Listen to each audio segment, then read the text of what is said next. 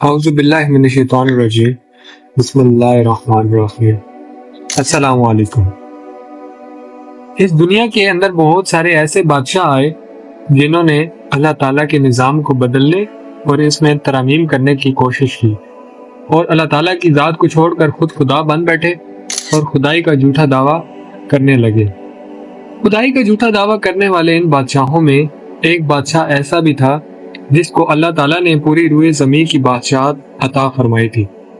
اس کے باوجود اس بادشاہ نے نہ صرف خدائی کا جھوٹا دعویٰ کیا بلکہ اس قدر سرکش اور نافرمان ہو گیا کہ اللہ تعالیٰ کی ذات کو جنگ کے لیے للکارنے لگا اور اللہ تعالیٰ کو جنگ کرنے کا کہنے لگا۔ اللہ کو جنگ کے لیے للکارنے والا بدبخت بادشاہ نمرود کون تھا؟ اور جب اس بدبخت بادشاہ نے اللہ تعالیٰ کو جنگ کے لیے للکارا تو پھر اللہ نے کون سی حقیر مخلوق کے ذریعے اس کے ساتھ جنگ کی اور اس بدبخت شخص کو ہلاک کر دیا اور پوری دنیا کے لیے عبرت کا نشان بنا دیا۔ دنیا کی تاریخ میں 4 بادشاہ ایسے گزرے ہیں کہ جن کو اللہ تعالیٰ نے پوری روئے زمین کی حکومت عطا فرمائی تھی۔ ان میں سے 2 بادشاہ مسلمان تھے اور 2 کافر۔ مسلمان بادشاہوں میں سے ایک کا نام حضرت ذوالقرنین علیہ السلام اور دوسرے کا نام حضرت سلیمان علیہ السلام ہے، یہ جن کو اللہ تعالیٰ نے منصب نبوت پر فائز فرمایا تھا۔ اور کافر بادشاہوں میں سے ایک کا نام نمرود اور دوسرے کا نام بخت نصر تھا۔ ناظرین، خدائی کا جھوٹا دعویٰ کرنے والا بادشاہ نمرود شہر بابل کا حاکم تھا۔ اس بادشاہ کا نام نمرود بن کنان بن قوس بن سام بن نوح تھا۔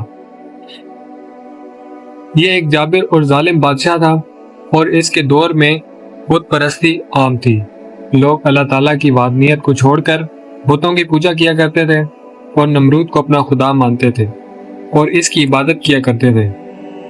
اس نمرودی دور کے اندر بت پرستی اس قدر عام تھی کہ تمام نمرودیوں نے اپنے خداؤں کے طور پر بہت سارے بت بنا لیے تھے جن کی وہ لوگ پوجا کرتے تھے۔ اس کے ساتھ نمرود خود کو بھی خدا کہلواتا اور لوگوں کو اپنی پوجا کرنے کا حکم دیتا۔ چنانچہ اس قوم کی ہدایت کے لیے اللہ تعالیٰ نے اپنے پیارے پیغمبر حضرت ابراہیم علیہ السلام کو مبعوث فرمایا۔ کفر و شرک اور بت پرستی کے اس دور کے اندر حضرت ابراہیم علیہ السلام وہ واحد شخص تھے جو اللہ تعالیٰ کی وحدانیت پر ایمان رکھتے تھے اور بتوں کی بجائے اللہ تعالیٰ کی عبادت کیا کرتے تھے۔ حضرت ابراہیم علیہ السلام نے جب اس قوم کو اللہ تعالیٰ کی ذات کو چھوڑ کر بتوں کی پوجا کرتے ہوئے دیکھا تو حضرت ابراہیم علیہ السلام نے اس قوم کو ہدایت کی طرف بلایا اور بتوں کی پوجا کرنے کے بجائے اللہ تعالیٰ کی عبادت کا حکم دیا۔ حضرت ابراہیم علیہ السلام نے اپنی قوم سے فرمایا، اللہ تعالیٰ کی ذات ایک ہے، ہمیں اسی کی عبادت کرنی چاہیے اور اسے کس کا شریک نہیں ٹھہرانا چاہیے۔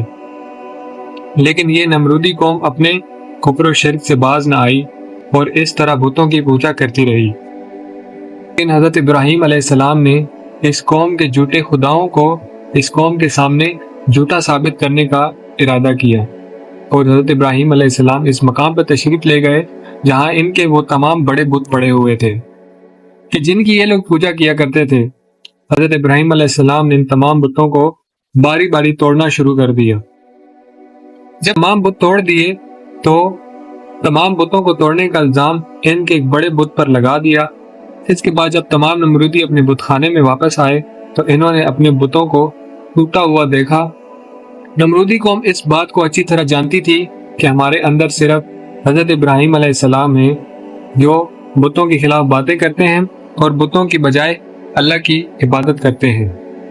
جب نمرودیوں نے اپنے خداؤں کو ٹوٹا ہوا دیکھا تو وہ سمجھ گئے کہ یہ کام حضرت ابراہیم علیہ السلام کا ہے۔ چنانچہ تمام نمرودیوں نے حضرت ابراہیم علیہ السلام سے بدلہ لینے کے لیے حضرت ابراہیم علیہ السلام کو قتل کرنے کا منصوبہ بنا لیا۔ تمام نمرودی نمرود کے دربار میں حاضر ہوئے اور نمرود کو سارا واقعہ سنایا اور نمرود سے حضرت ابراہیم علیہ السلام کو سخت سزا دینے کا کہا۔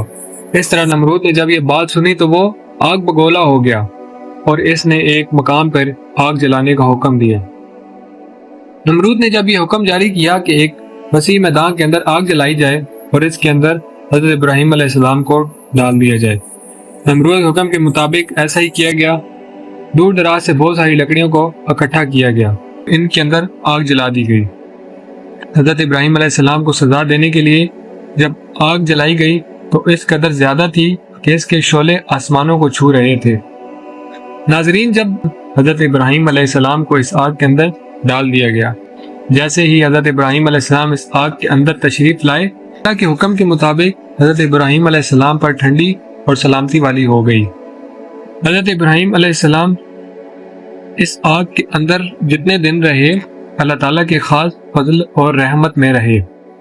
کچھ دن بعد جب حضرت ابراہیم علیہ السلام آگ سے زندہ باہر تشریف لائے تو یہ منظر دیکھ کر تمام نمرودی حیران رہ گئے۔ ابراہیم علیہ السلام نے نمرود کو بارہا دفعہ سمجھایا اور اپنے کفر و شرک سے باز آنے اور اللہ تبارک و تعالیٰ کی وحدانیت پر ایمان لانے کا کہا۔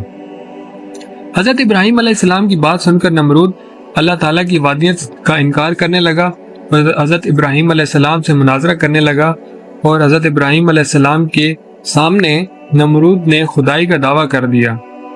نمرود نے جب خدائی کا دعویٰ کیا تو حضرت ابراہیم علیہ السلام نے نمرود سے کہا کہ اگر تو واقعی خدا ہے تو دو انسانوں کو زندہ یا مردہ کر کے دکھا۔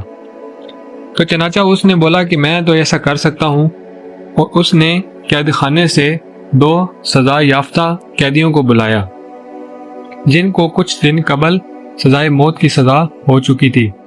ان قیدیوں میں سے اس نے ایک کو ہلاک کر دیا اور دوسرے کو رہا کر دیا، اور بڑے فخر سے کہنے لگا کہ یہ کام میرے لیے کوئی مشکل نہیں ہے۔ اس کے بعد حضرت ابراہیم علیہ السلام نے نمرود کو اس کی عقل کے مطابق جواب دیا کہ میرا رب وہ جو سورج کو مشرق سے مغرب کی طرف طلوع کرتا ہے اور مغرب میں غروب کرتا ہے، اگر تو سچا خدا ہے تو سورج کو مغرب سے طلوع کر کے دکھا۔ چنانچہ جب نمرود نے یہ حضرت ابراہیم علیہ السلام کی بات سنی تو اس کا رنگ اڑ گیا اور وہ لاجواب ہو گیا۔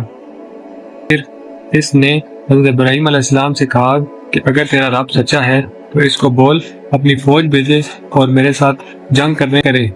جیسے ہی نمرود نے حضرت ابراہیم علیہ السلام کے سامنے یہ بات کی تو فوراً حضرت جبرائیل علیہ السلام حضرت ابراہیم علیہ السلام کی بارگاہ میں حاضر ہوئے اور فرمایا کہ اللہ تعالیٰ کا لشکر جنگ کے لیے تیار ہے۔ چنانچہ جب حضرت ابراہیم علیہ السلام نے نمرود سے کہا کہ خدا کی فوج جنگ کے لیے تیار ہے تو یہ بات نمرود سن کر کہنے لگا کہ مجھے 3 دن کی مہلت دی جائے تاکہ میں جنگ کی تیاری کر سکوں۔ آخر وہ وقت بھی آ گیا کہ جب نمرود کی فوج جنگ کے لیے تیار تھی، اور اس وقت نمرود نے حضرت ابراہیم علیہ السلام سے کہا کہ اپنے رب سے کہو کہ اپنی فوج کو بھیجے اور ہمارے ساتھ جنگ کرے۔ نمرود کی یہ بات سن کر حضرت ابراہیم علیہ السلام نے اللہ تعالیٰ سے دعا کی۔ اللہ تعالیٰ نے مچھروں کی ایک فوج کو بھیجا۔ ان مچھروں کی تعداد اس قدر زیادہ تھی پورے آسمان پر پھیل گئے۔ اللہ تعالیٰ نے ان مچھروں کو نمرودی فوج پر مسلط کر دیا۔ یہ مچھر اللہ تعالیٰ کے حکم سے دیکھتے ہی دیکھتے نمرودی فوج کا گوشت کھا گئے اور ان کا خون پی گئے۔ اس وقت تمام نمرودی فوج کی ہڈیاں ہی ہڈیاں باقی رہ گئیں۔